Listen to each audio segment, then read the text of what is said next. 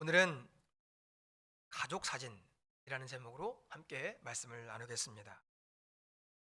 결혼식이나 잔칫날이 되면 온 가족과 또 오랜만에 만났기 때문에 잘 모르는 친지들까지 다 같이 모여서 사진을 찍습니다. 옛날에는요, 야외에서도 사진을 찍었거든요. 그럼 이제 마당에 의자를 쫙 펴놓고서요, 예, 제일 어른들 앉으시고 꼬맹이들은 또 이렇게 서가지고 눈부시다고 찡그리고 있고, 그리고 어른들은 또 어색한 표정으로 서 있습니다. 삼촌도, 이모도, 고모도, 또 조카도, 사촌들도, 그리고 진짜 잘 모르는 사람이라도 거기에 있으면 가족이라는 이름으로 함께 사진을 찍습니다. 여러분들 가정에도 이렇게 가족 사진들이 다 있으시죠? 없으세요? 네. 자주 꺼내보진 않지만 이사할 때나 아니면 명절 때 한 번씩 꺼내보면서 옛날 이야기들을 합니다. 이제 결혼하면 배우자 되는 사람이 시댁이든지 처갓집이든지 가가지고 물어보죠. 이 사람은 누구야? 그럼 이 사람은 이러면서 한 사람 한 사람씩 이제 소개해 나갑니다. 이 사람은 누구고, 이 사람은 누구고 이야기를 하는데 그 중에서 차마 이야기하고 싶지 않은 사람도 있습니다. 사진 속에는요, 소개하고 싶은 사람만 있는 것은 아닙니다. 젊었을 때 방황했는데 지금도 방황하는 삼촌, 솔직해도 너무 솔직한 이모, 그리고 집집마다 아픈 손가락들도 있습니다. 그런데 우리는 그들을 가족이라고 부릅니다. 내가 볼 때 그 사람이 완벽하지 않아도 우리는 가족입니다. 가족은 완벽한 사람만 뽑아서 내가 묶어 놓을 수가 없습니다. 어떤 사람은 모난 성격도 또 실패한 과거도 결국에는 그래도 우리는 식구지 하면서 안을 수 있는 사이가 바로 가족입니다. 여러분들, 성경에는요, 수많은 사람들이 나옵니다. 그런데 성경은 그 사람들의 성격을 미화하지 않습니다. 어떤 사람들이 있을까요? 이 장면을 가족 사진이라고 생각하며 한번 보겠습니다. 예수님이 제일 가운데에 밝은 웃음을 띠고 서 계십니다. 그리고 그 주변에 사람들이 모입니다. 아버지를 속여서 장자권을 빼앗았고 또 자기도 사기를 많이 당했던 상처 많은 야곱이 있습니다. 또 그 옆에는 아버지 사랑을 많이 받았지만 형들에게 버림받았던 요셉도 있습니다. 기생이라고 부름받았던 라합도 있습니다. 왕으로 세워졌지만 충성스러운 부하의 아내를 탐했던 다윗도 있습니다. 예수님을 3번이나 부인했던 베드로도 있습니다. 의심 많았던 도마도 같이 있습니다. 이렇게 보니까요, 예수님의 가족 사진에는 완벽한 사람이 한 사람도 없습니다. 그런데 오늘 말씀 13절의 뒷부분에 보니까요, 울지어다 나와 및 하나님께서 내게 주신 자녀라 하고 말씀합니다. 이 말씀이 바로 우리를 향한 하나님의 마음입니다. 예수님이 가족 사진의 중심에 딱 서 계시고요, 그 옆에는 결점 많은 사람들, 숨기고 싶은 과거가 많은 사람들이 같이 있습니다. 그런데 예수님은 말씀하십니다. 하나님께서 나에게 주신 자녀라. 완벽해서가 아니라 은혜로 예수님의 가족이 되었습니다. 흠이 없어서가 아니라 하나님께서 불러주셨기 때문에 그 가족 사진에 서 있는 것입니다. 여러분, 예수님께서 가운데에 딱 서 계시는 그 가족 사진에 여러분들도 같이 서 있고 싶으십니까? 저도 그렇습니다. 오늘 말씀을 통하여 은혜를 나누겠습니다. 첫 번째로, 예수님은 부끄러워하지 않으시고 우리를 가족이라고 부르십니다. 오늘 말씀 11절입니다. 같이 읽겠습니다. 거룩하게 하시는 이와 거룩하게 함을 입은 자들이 다 한 근원에서 난지라. 그러므로 형제라 부르기를 부끄러워하지 아니하시고. 예수님께서요, 우리를 형제라고 부르시는데 부끄러워하지 않는다는 말씀입니다. 위에서 말씀드린 이 가족 사진으로 말한다면 예수님께서 우리의 내가 나와 있는 부분을 가족 사진에서 잘라내지 않는다는 말씀입니다. 나의 연약함 때문에 나의 과거 때문에 구석으로 숨기지 않으시고 우리의 과거 때문에 밖으로 밀어내지 않으십니다. 그것이 바로 복음입니다. 성경은 계속해서 우리에게 말씀합니다. 무언가를 잘해서 무언가 생김새가 예뻐서 어떤 자격을 갖추었기 때문에 예수님의 가족이 된 것이 아니라 예수님께서 우리를 꼭 데려다가 그 자리에 세워주셨기 때문에 우리가 그 자리에 서게 된 것입니다. 어쩌면 나 스스로 나는 여기 서 있으면 안 되는 사람인데 하면서 숨고 싶을 때가 있습니다. 그런데 예수님께서 손을 꼭 붙잡으시고 말씀하십니다. 아니야, 넌 내 형제이고 내 가족이야. 내 옆에 서 있어. 예수님께서 나를 부끄러워하지 않으시고 가까이 두기를 원하심을 믿으시기 바랍니다. 그러므로 사랑하는 성도 여러분, 여러분 자신을 바라보는 시선을 바꾸시기 바랍니다. 또 다른 사람들이 나를 바라보고 평가하는 것, 그 시선에서 너무 두려워하지 마시길 바랍니다. 또 하나, 나 스스로를 깎아내리고 괴롭게 하는 나의 평가를 두려워하지 마시길 바랍니다. 더 중요한 것은 다른 사람이나 내 평가가 아니라 나를 부끄러워하지 아니하시고 나를 옆에 세워주시는 예수님의 말씀이 더 중요한 줄로 믿습니다. 그러므로 나를 부끄러워하지 않으시고 가족이라고 불러주시는 예수님 안에 살아가는 모두가 될 수 있기를 축원합니다. 두 번째로, 하나님은 약한 사람을 통해서 일하십니다. 하나님은 완전한 사람을 통해서 일하지 않습니다. 오히려 금이 간 항아리처럼 결함이 있는 사람을 통해서 일하시고 그를 통해서 영광을 받으십니다. 성경에 나오는 사람들의, 하나님께 쓰임 받은 사람들의 공통점이 무엇입니까? 완벽하지 않고 부족했다는 것입니다. 그 부족함을 안고 하나님께로 나아갔을 때 그 약함이 하나님께서 일하시는 통로가 되었습니다. 여러분이 잘 아시는 모세는요, 자신의 충동으로 애굽 사람을 죽였고 도망자가 되었습니다.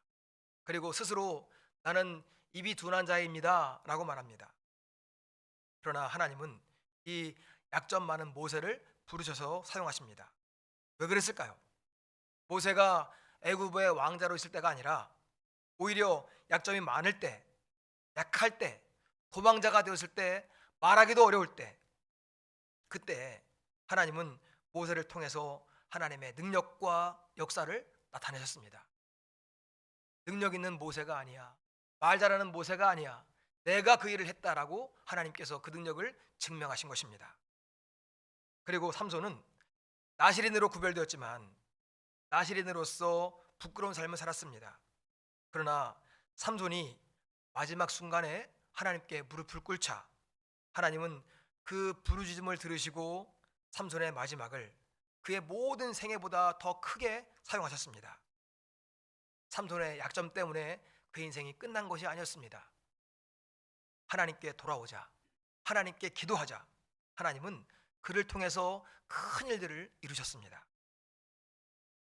신약에 나오는 의심 많은 도마는요, 부활하신 예수님이 입을 열어서 말씀하시는데 앞에 있는 예수님께 내 손가락을 예수님의 못자국에 넣고 내 손을 옆구리에 넣어보지 않고는 믿지 않겠다라고 합니다. 예수님은 도마를 꾸짖지 않으시고 도마에게 못자국을 만져보아라, 또 손을 넣어보아라 하고 내어주십니다.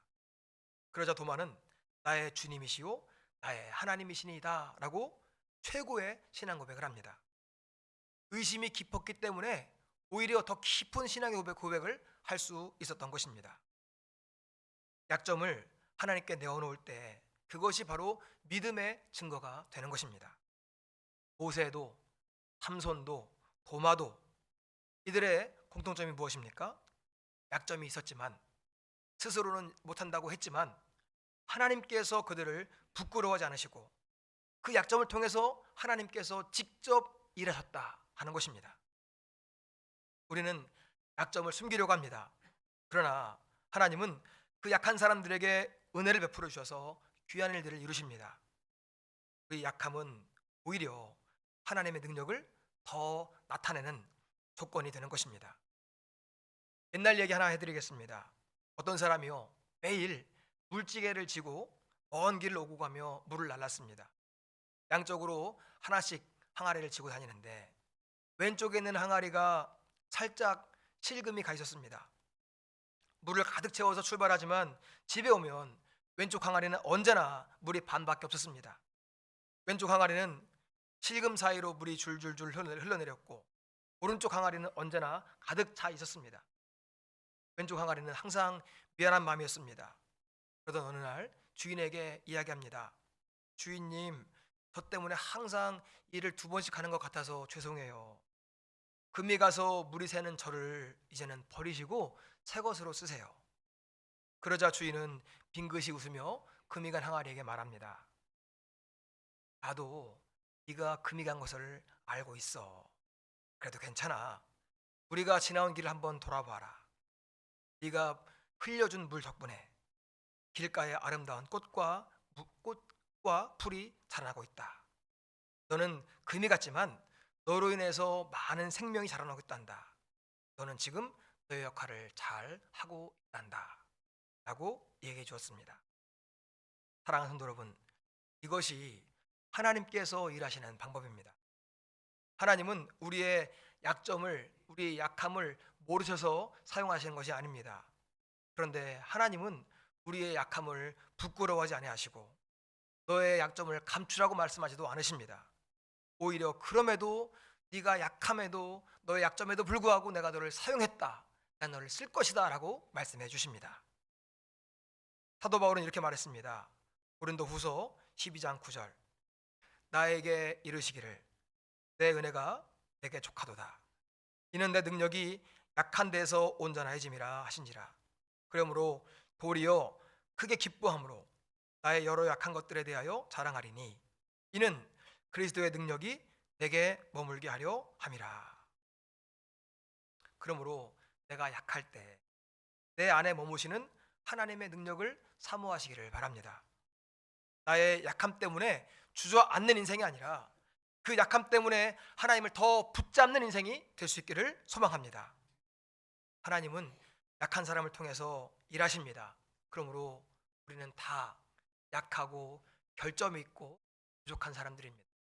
그러하기 때문에 하나님을 의지하여서 하나님을 붙잡고 그 능력 가운데 쓰임받는 우리 모두가 될 수 있기를 소망합니다. 세 번째로, 다른 사람의 약함을 받아줘야 합니다. 오늘 말씀 13절입니다. 또다시 내가 그를 의지하리라 하시고 또다시 볼지어다 나와 및 하나님께서 내게 주신 자녀라 하셨으니, 이 말씀은 예수님께서 우리를 어떻게 바라보시는지를 말씀해 줍니다. 예수님은 우리를 하나님께서 내게 주신 자녀다 라고 부르시면서 우리를 가족으로 불러주십니다. 우리를 가족 사진의 한 가운데로 끌고 가십니다. 이런 은혜를 받은 우리는 어떻게 되겠습니까? 예수님께서 나를 받아주신 것처럼 다른 사람도 받아주셨습니다. 그러면 그것을 믿는다면 예수님께서 받아주신 그 사람을 나도 받아줘야 할 줄로 믿습니다. 성경에는요, 많은 인물들이 나옵니다. 그들은 믿음의 영웅들입니다. 그런데 그들의 삶을 자세히 보니까요, 믿음의 영웅들도 상처가 많고 약점도 많고 사실은 우리와 별반 다를 게 없는 사람들이었습니다. 그런데 또 중요한 것은 그들이, 그 상처와 약점 많았던 사람들이 다른 사람의 약함을 받아주었다 하는 것입니다. 창세기에 나오는 요셉은 형들로부터 미움받아 팔렸습니다. 가족에게 버림받았다는 상처를 평생에 씻을 수가 없었을 것입니다. 그런데 요셉이 나중에 애굽의 총리가 되었을 때 다시 형들을 만납니다.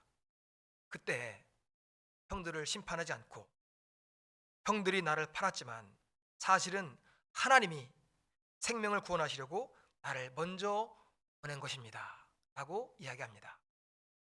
나를 판 것이 아니라 하나님 나를 보내셨다. 형들은 자신이 잘못한 것 때문에 두려워 떨고 있었습니다. 그런데 요셉은 형들의 약점을 잡지 않았습니다. 다 놓아주면서 하나님의 큰 그림 안에서 형들의 약함을 받아주었습니다.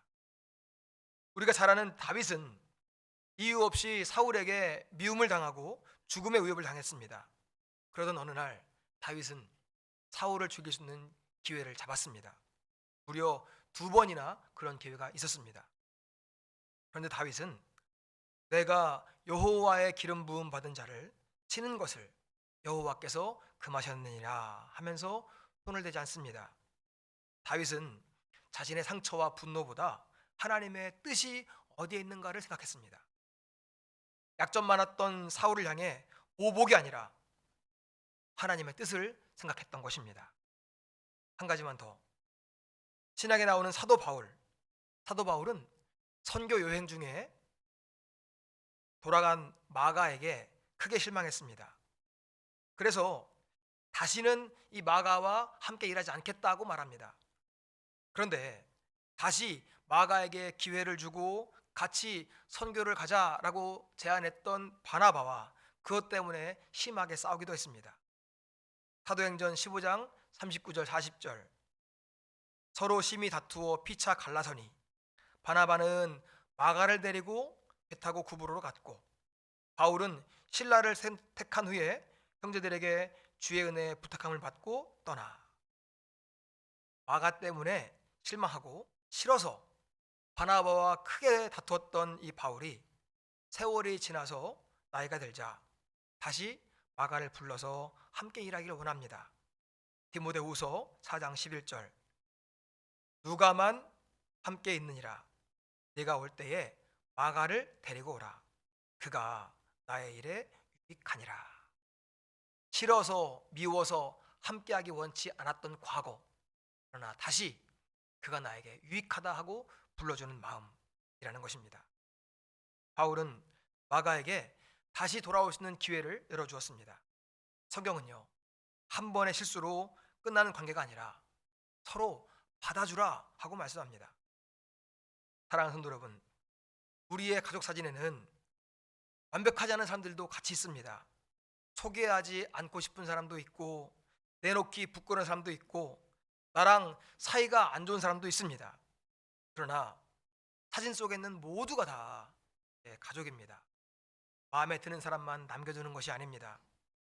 오늘 말씀 11절은 형제라 부르기를 부끄러워하지 아니하신다라고 말씀합니다. 또 13절은 하나님께서 내게 주신 자녀다라고 말씀합니다. 이게 무슨 말씀입니까?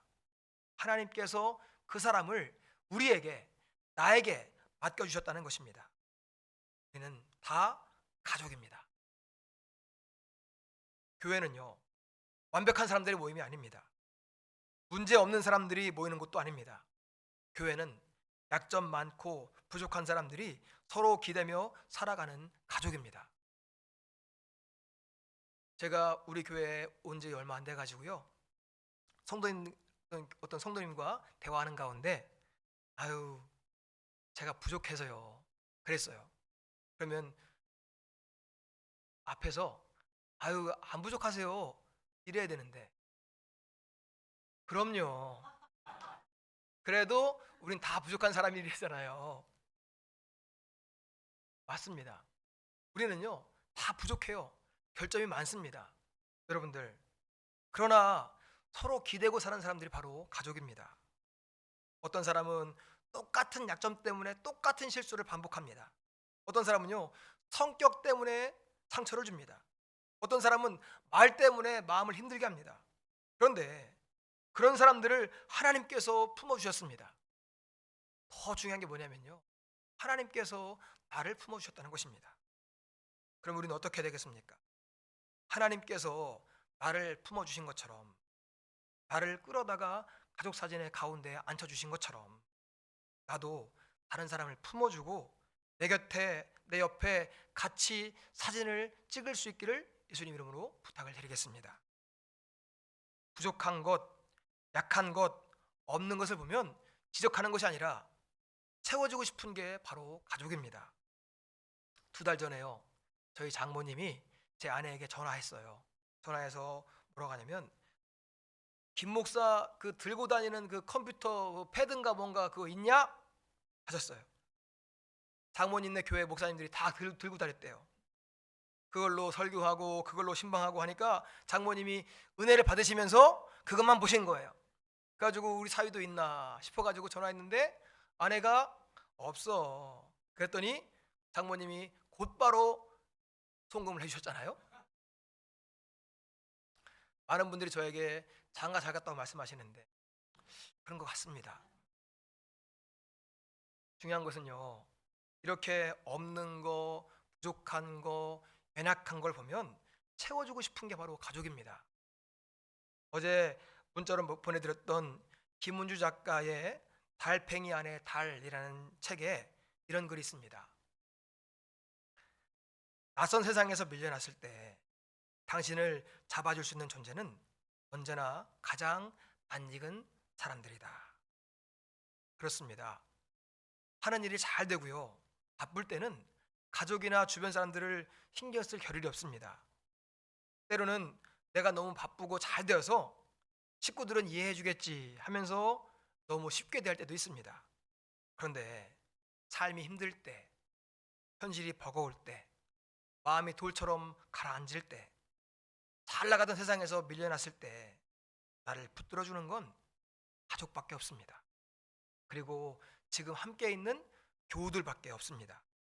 그러므로 함께 있는 가족들을 또 함께 있는 우리 교우들을 귀하게 여기시고 서로를 받아주시기를 바랍니다. 하나님은 우리가 서로의 약함을 보면서 더 멀어지는 사이가 아니라 서로를 더 품어주고 더 넉넉히 세워져가는 공동체가 되기를 원하십니다. 나를 사랑하시기 때문에 나의 약함까지도 또 다 받아주시고 우리를 가족이라고 불러주셨습니다. 그리고 하나님께서 그 사람도 가족으로 받아주셨습니다. 그러므로 우리는 다 가족입니다. 우리 모두 서로의 약함까지도 다 받아줄 수 있는 교회, 그래서 넉넉히 세워져가는 교회가 되어야 할 줄로 믿습니다. 이번 주 우리가 함께 암송할 말씀은 히브리서 2장 11절입니다. 같이 읽겠습니다. 거룩하게 하시는 이와 거룩하게 함을 입은 자들이 다 한 근원에서 난지라. 그러므로 형제라 부르기를 부끄러워하지 아니하시고. 아멘.